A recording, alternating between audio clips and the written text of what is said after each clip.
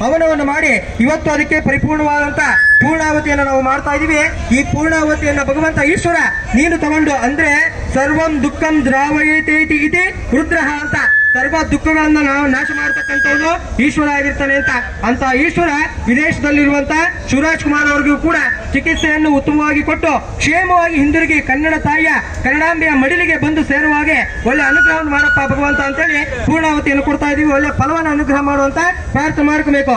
ಗಂಟಾನಾದಂ ಕೃತ್ವ ಪೂರ್ಣಾಹುತಿ ಉತ್ತಮಾಂ ಜುಹೋತಿ ಸರ್ವಂ ವೈ ಪೂರ್ಣಾಹುತಿಃ ಸರ್ವಮೇವ ಪ್ರೋತೆ ಸ್ವಯಂ ವೈ ಪೂರ್ಣಾಹುತಿಃ ಅಸ್ಯಮೇವ ಪ್ರಸ್ವಾಮಗ್ನಯೇ ಓಷಧೀಭ್ಯ ಇದನ್ನಮಃ ಸೋಮಶ್ಚ ಯಜಶ್ಚ ರಕ್ತಸಾಮಾಚ ಬೃಹಚ್ಚಾರತಂತರಂಚ ತದ್ದೇವ ಅಗನ್ಮಾಮೃತ ಆಭೋಮ ಪ್ರಜಾಪಾತಯೇ ಪ್ರಜಾ ಆಭೋಮವೇ ಸ್ವಾಹಾ ನಿಮಗ್ನಯೇ ಓಷಧೀಭ್ಯ ಇದನ್ನಮಸ್ಯಾಮಿ ಸ್ಮಾನಸ್ಯ ಸರ್ವೇಷಾಂ ಭಕ್ತ ಮಹಾಜನ ಶಿವರಾಜ್ ಕುಮಾರ್ ಸಮೇತ ಸರ್ವೇಷಾಂ ಭಕ್ತ ಮಹಾಜನಾಂಚ ಕ್ಷೇಮ ಸ್ಥೈರ್ಯ ಧೈರ್ಯ ವೀರ್ಯ ವಿಜಯ ಅಭಯ ಆಯುಃ ಐಶ್ವರ್ಯ ಆರೋಗ್ಯ ಪ್ರಸಾದ ಫಲ ಸಿದ್ಧಿರಸ್ತು ಸತ್ಯ ಸಂತ ಯಜಮಾನಸ್ಯ ಕಾಮ.